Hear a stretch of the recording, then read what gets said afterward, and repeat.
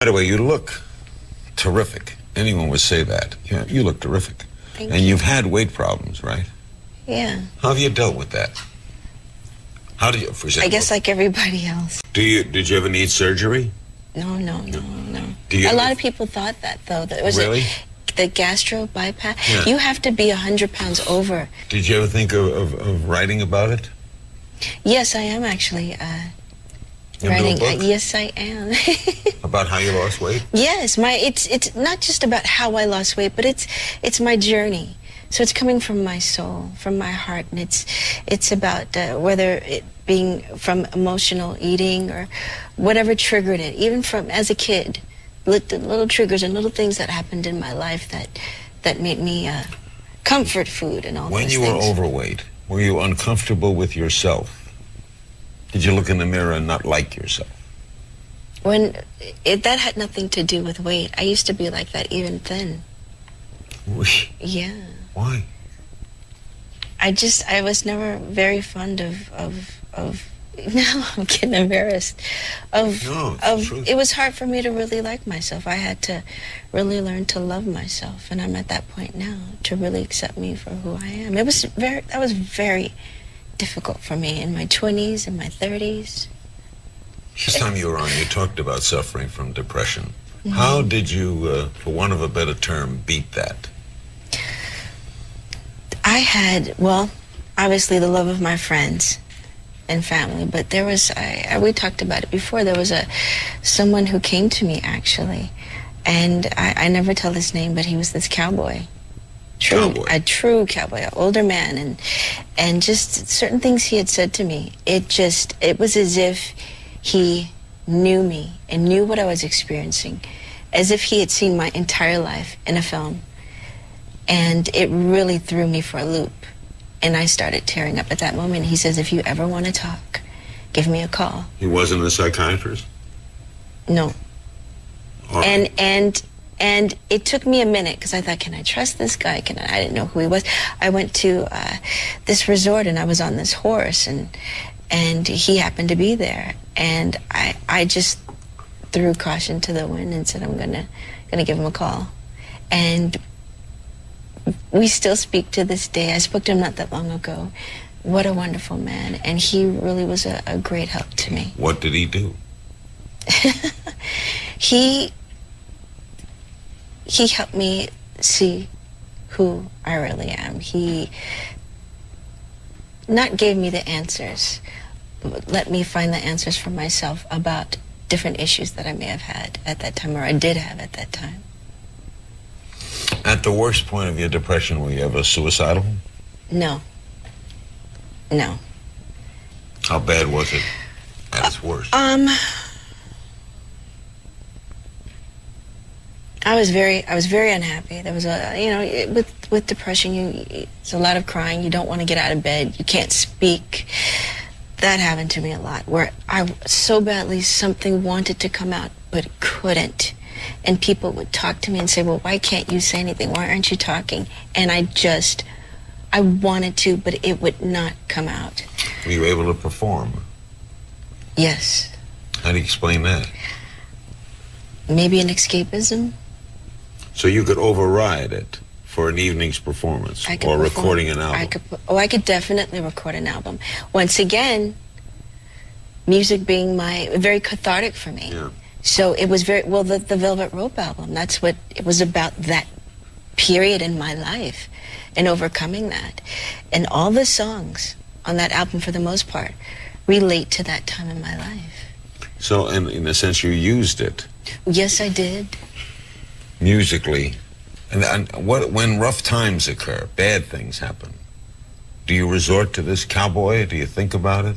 We all have bad days. Oh, of course we do. Sometimes I do, but I've learned, how to manifest it and kind of, for the most part, deal with it on my own.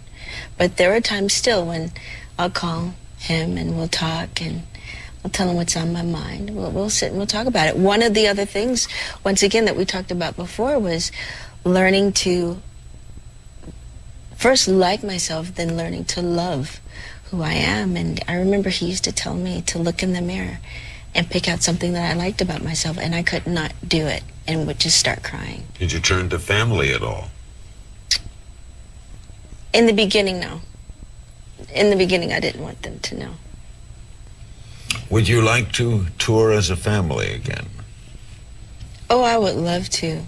I get my brothers on the phone all the time. I'm the biggest fan of Jackson 5, and I have conference calls all the time, pushing them to do a huge tour. I told them if they did, I would love to open for them. You'd be the opening act? I mean, I've never opened for anyone. I've never opened for my very first tour. I was a headliner, the Rhythm Nation tour, so I've never opened for anyone, but it would be an honor. And what do they say? They'd love to, but, you know, one of them is on the fence, and you have to respect that. I mean, he's worked very hard at Michael? Yeah. At a solo career, and so I don't know, maybe he'll come around. Still kind of working on him. What was it like working with him? That was our first time ever working together since we were kids. And he had asked me when I had done the Rhythm Nation album to do a song with him, but I wouldn't. Why not? I hadn't felt like I had come into my own yet. I didn't want anyone to think I was riding his coattails. So then I did the Janet album, and I was on tour, and I get a call, Dunk. Yeah, that's my nickname, but my family, one of my nicknames, Dunk. Let's do something together. So I said, all right. This time I feel I'm ready. Yeah. Where's Dunk come from?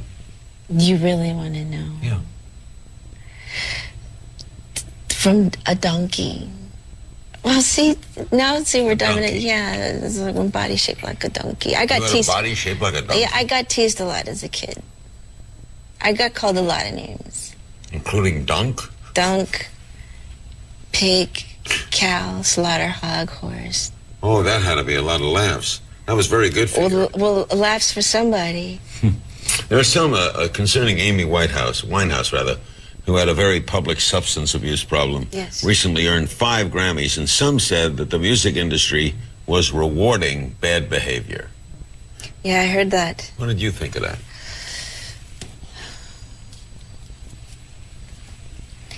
You know, someone was just saying to me, not that long ago, actually, that just a week before there was a paparazzi shot with a crack pipe or something in her mouth or something like that. It came from Natalie Cole, and I think if anybody can say it, she can, because she lived that life.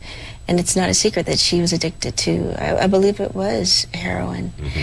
And it's hard for me because I am so against drugs and that whole thing, but at the same time, that's kind of what this field is about. It's like drugs, sex, and rock and roll. You like her as a performer? I think she has a wonderful album. And she's singing from her heart. I mean, the Rehab song. It's a catch-22 for myself because I think it's a wonderful album. But it's unfortunate that she has this addiction, and hopefully, you know, things will work out for the better. Did you ever fall prey to drugs at all? No, I was very fortunate. Very fortunate. In your industry, with all the things surround you? I remember being in Studio 54 when I was, 10 years old, which I shouldn't have been at a club at that age. But I'm so happy I experienced it, and I would see all these goings-on, and I would sit there and I'd go, why are these people putting flour up their noses? I just didn't understand it. And then it is kind of weird, right? Yeah, and then I'd get on the dance floor and dance, but it's in this industry, and I've seen it, but I've never, thank God. Thank God. Knock on wood. You're not kidding.